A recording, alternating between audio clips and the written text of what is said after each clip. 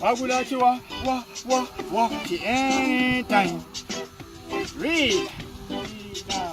The water them, Sava wanna get the calculator. Asimusia wangwini ndapeta. Kana vagatanga kuti andareta. Vese kuseta. Kana ndekatitacha bora chingo bataiwe. Ari masaga vese varkukwataiwe. Chiona nasi vunza ndino itaini. Vese vanobuda goita. Nekuti ndikumanya ndiri muruvini. Kufamba vakatondipasaini. Kusunga vanhu sanikatwaini.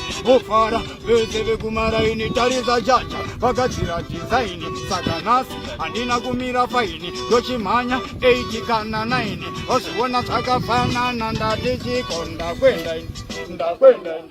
Ndofia vatenda ndatavura ndakwenda. Ndakwenda. Ndofia vapenda pachokwadi ndakwenda. Ndati ndakwenda. Ndofia vapenda ndavachuna ndakwenda. Ndakwenda. Ndofia vapenda ndawananem ndamubabaisa wangu simba. Asi muno ndaratidza ndine simba. Nyangwe varidza ari marimba. Vachazona chobhandisa masimba. Ndamubabaisa nkomapedzi. Asi uno kwakupera kwemwedzi. Ndoyenda simba masekenzi. Ndontora masenzi. Babhaikune vangu Jairos.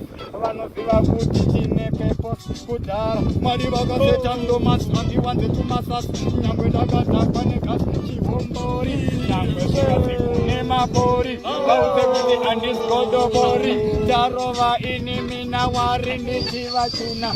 Chikule changu baba chaina. Ndinovalaina. Ndinongoshaina yekuchivokaina. Vauzi ndiyana baba faina. Asi ndadzoka zvangu ini ndikati madzibaba. Ndichabuda mugaba. Vachazoti ndaba. Vauze kuti ndinenge chiraba. Taira racho vachati ndaba. Kune Zim Osters.